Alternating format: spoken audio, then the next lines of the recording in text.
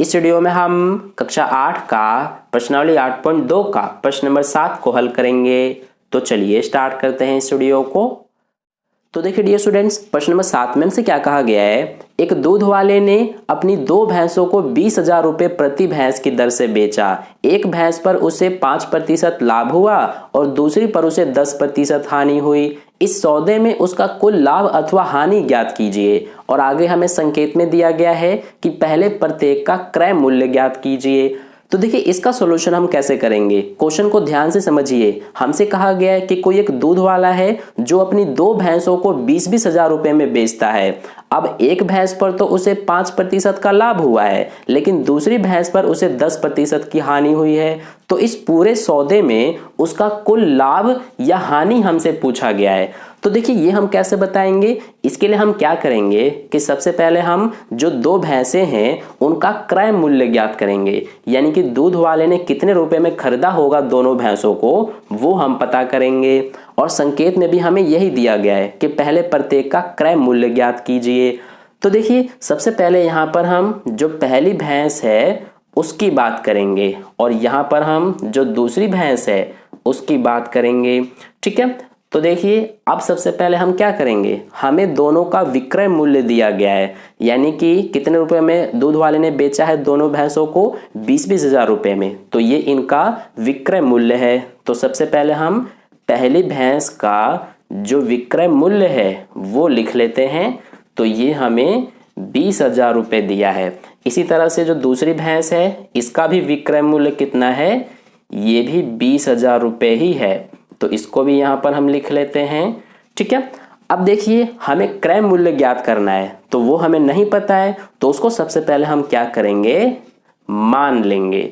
तो लिखेंगे कि माना क्रय मूल्य, और इसको हम क्या मानेंगे, x मान लेंगे। इसी तरह से जो दूसरी भैंस है इसका भी हम क्रय मूल्य मानेंगे।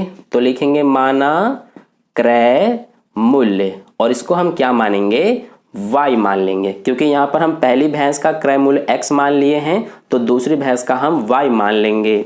अब देखिए जो पहली भैंस है उस पर दूध वाले को 5% का लाभ हुआ है, तो इसीलिए पहली भैंस का हम अब लाभ ज्ञात करेंगे।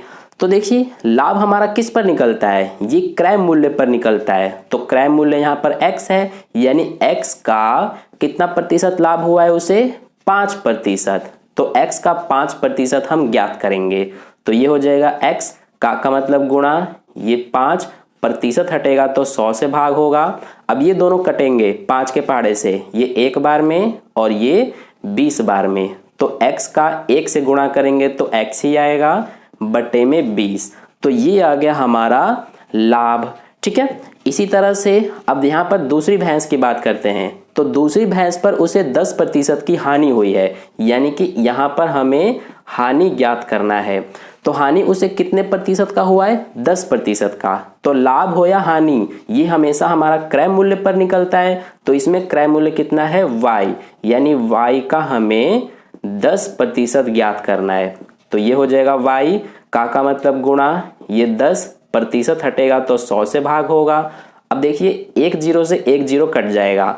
अब y का 1 से गुणा करेंगे तो y ही आएगा बटे में क्या है, 10। तो ये आ गया y बटे 10, यही हानि है।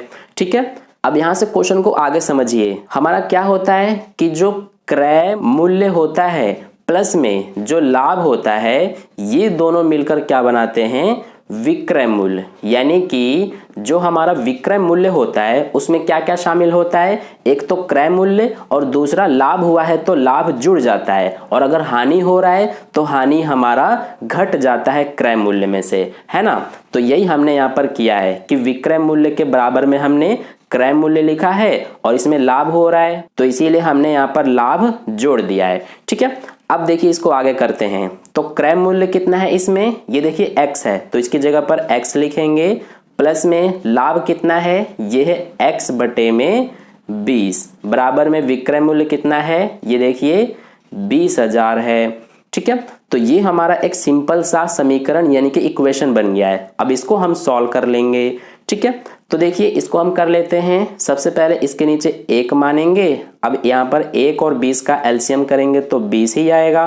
अब 1 से 20 को भाग करेंगे तो 20 ही आएगा, 20 का x से गुणा करेंगे तो 20x हो जाएगा, फिर ये प्लस है तो प्लस। अब यहाँ पर 20 से 20 को भाग करेंगे तो 1 आएगा, 1 का x से गुणा करेंगे तो x बराबर में क्या है 20,000। अब 20x प्लस x कितना हो जाएगा, ये हमारा हो जाएगा 21x बटे में क्या है 20 बराबर में क्या है 20,000। अब यहाँ से x का मान निकालेंगे तो ये हमारा 20,000 तो एज इट इज आएगा, ये 20 को इधर ले जाएंगे तो गुणा में हो जाएगा क्योंकि इधर भाग में है, और ये 21 जो इधर गुणा में है इधर आके क्या हो जाएगा भाग में।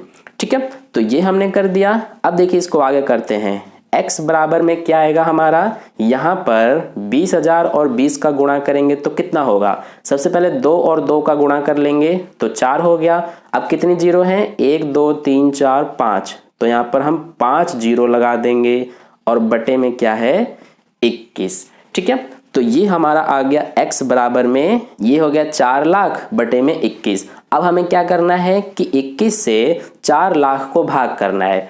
तो देखिए यहाँ पर हम कर लेते हैं, 21 से हमें किसको भाग करना है 4 लाख को।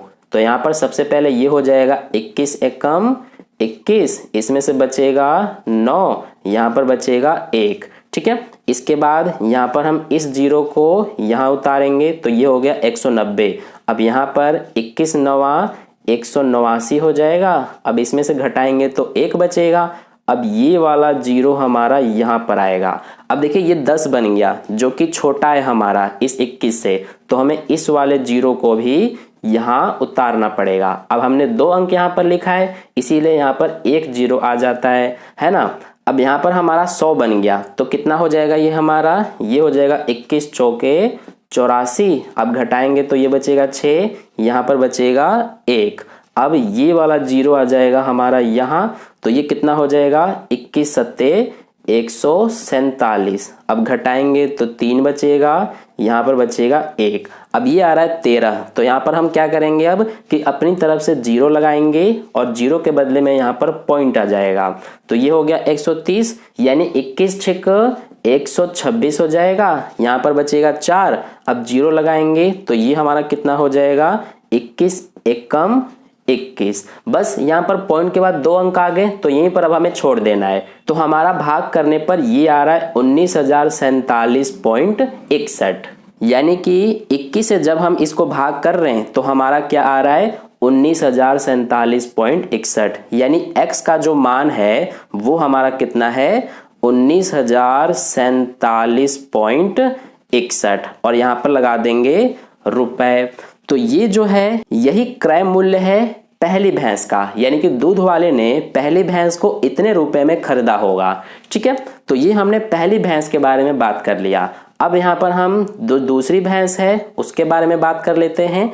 तो देखिए दूसरी भैंस में हमारा हमने यहाँ तक कर लिया था। अब देखिए इसमें जो हमारा विक्रय मूल्य होगा वो किसके बराबर होगा, सबसे पहले क्रय मूल्य, और यहाँ पर हानि हो रहा है तो इसीलिए इसमें हमारा हानि जो है ये घट जाएगा। तो क्रय मूल्य माइनस हानि ये हमारा बराबर होगा किसके, विक्रय मूल्य के। ठीक है, क्योंकि मैंने आपको पहले ही समझाया था कि जो हमारा विक्रय मूल्य होता है वो किसके बराबर होता है, क्रय मूल्य, और हानि हो रहा है तो इसमें से घट जाता है और लाभ हो रहा है तो जुड़ जाता है। तो अब देखिए क्रय मूल्य कितना है इसमें y, तो यहाँ पर y लिखेंगे, फिर ये माइनस है तो माइनस, और हानि कितना है y बटे 10 बराबर में विक्रय मूल्य इसमें हमारा 20,000 है। अब इसको भी सॉल्व करेंगे, इसके नीचे 1 मानेंगे। अब 1 और 10 का एलसीएम करेंगे तो 10 आएगा। अब इससे इसको भाग करेंगे तो 10 आएगा, 10 का y से गुणा 10y, फिर ये माइनस है तो माइनस। अब 10 से 10 को भाग करेंगे तो 1 आएगा, 1 का y से गुणा y बराबर में क्या है 20,000। अब 10y माइनस y, तो घटाएंगे 10y में से y को तो ये बचेगा 9y बटे में 10 बराबर में 20,000 हो गया। अब देखिए यहाँ से y बराबर क्या आएगा हमारा, ये 20,000 एज इट इज, ये 10 इधर भाग में है, इधर जाके गुणा में हो जाएगा, बटे में ये 9 इधर है गुणा में, इधर आके भाग में हो जाएगा। ठीक है, तो यहाँ से देखिए y बराबर यहाँ पर इस 20,000 का 10 से गुणा कर देंगे। तो यहाँ पर सबसे पहले 2 का 1 से गुणा कर लेंगे तो 2 एकम 2। अब यहाँ पर क्योंकि 1 2 3 4 5 जीरो है तो यहाँ पर हम 5 जीरो लगा देंगे बटे में 9। तो अब हमें क्या करना है कि 9 से इसको भाग करना है। ठीक है, तो हम यहाँ पर कर लेते हैं 9 से हमें भाग करना है इसमें, तो ये हो जाएगा हमारा इस तरह से। अब देखिए सबसे पहले 9 दूना 18 हो जाएगा, 2 बचा, ये वाला जीरो यहाँ पर उतारेंगे, फिर 9 दूना 18 हो गया, फिर 2 बचा, ये वाला जीरो यहाँ आ गया, फिर 9 दूना 18, फिर 2 बचेगा, ये वाला जीरो यहाँ आ गया, फिर 9 दूना 18, फिर 2 बचा, ये वाला जीरो यहाँ आ गया, फिर से 9 दूना 18 और ये बचा 2। अब देखिए यहाँ पर हम क्या करेंगे कि यहाँ पे से सारे अंक खत्म हो गए। अब यहाँ पर हम अपनी तरफ से जीरो लगाएंगे तो इसके बदले में यहाँ पर पॉइंट आएगा। अब ये हो गया 20, तो ये हो जाएगा 9 दूना 18। अब 20 में से 18 घटाएंगे तो 2 बचेगा, 2 को यहाँ पर लिख देते हैं। अब फिर से यहाँ पर हम अपनी तरफ से जीरो लगाएंगे तो ये हो जाएगा 20, यानी कि 9 दूना 18 हो गया और ये बचा 2। बस यहीं तक छोड़ देना है हमें, क्योंकि पॉइंट के बाद हमने 2 अंकों तक लिख दिया और जनरली हम पॉइंट के बाद 2 अंकों तक ही लिखते हैं। ठीक है, तो इसीलिए हम यहीं पर छोड़ देंगे। तो यहाँ पर हमारा भाग करने पर ये आ रहा है 22,222.22। तो यहाँ पर हम लिख देते हैं कि y का मान हमारा 22,222.22 ये आ गया और यहाँ पर रुपए लगा देंगे तो ये y का मान आ गया।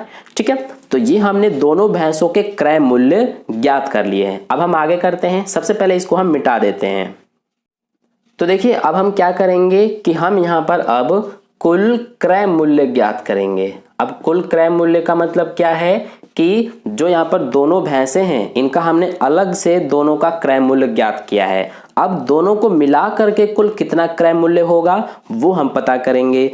तो पहली भैंस का क्रय मूल्य ये है, ये कितना है हमारा 19,047.61 और दूसरी भैंस का क्रय मूल्य ये है, यानी कि 22,222.22। अब दोनों को जोड़ देंगे तो हमारा कुल क्रय मूल्य आ जाएगा। तो ये हो जाएगा 3, ये 8, पॉइंट के नीचे पॉइंट, ये 7 और 2 9, 4 और 2 6, ये 2, 9 2 11 का 1, 1 और 2 3 और 1 हासिल 4।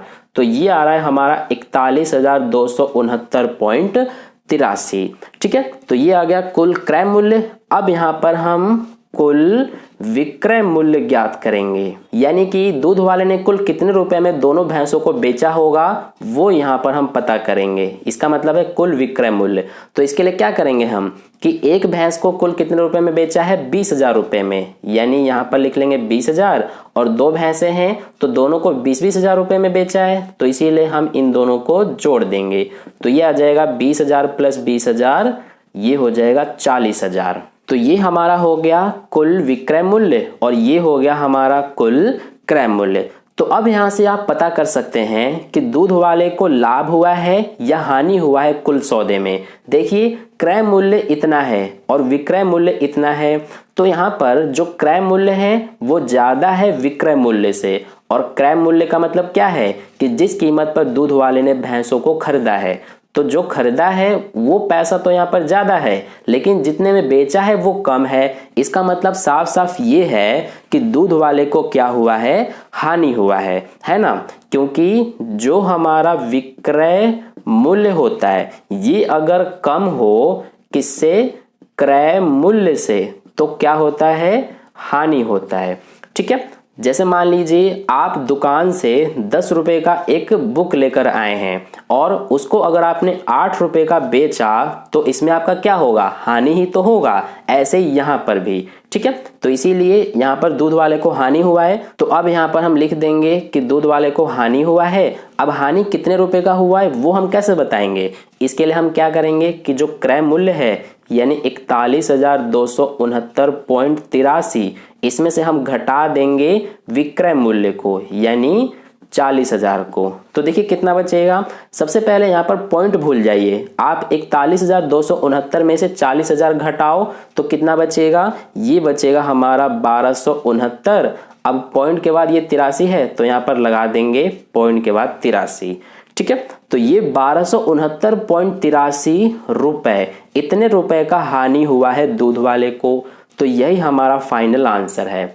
तो ये हो गया प्रश्न नंबर 7 का सॉल्यूशन कंप्लीट। आई होप आपको अच्छे से समझ में आ गया है। अगर आपको वीडियो अच्छा लगा है तो लाइक कर देना, अपने दोस्तों के साथ शेयर कर देना, और पहली बार वीडियो को देख रहे हैं तो चैनल को सब्सक्राइब करके बगल में जो बेल आइकन आता है उस पर ऑल वाले पे क्लिक कर लेना, ताकि नेक्स्ट वीडियो जैसे ही अपलोड की जाए उसका नोटिफिकेशन सबसे पहले आपको मिल जाए।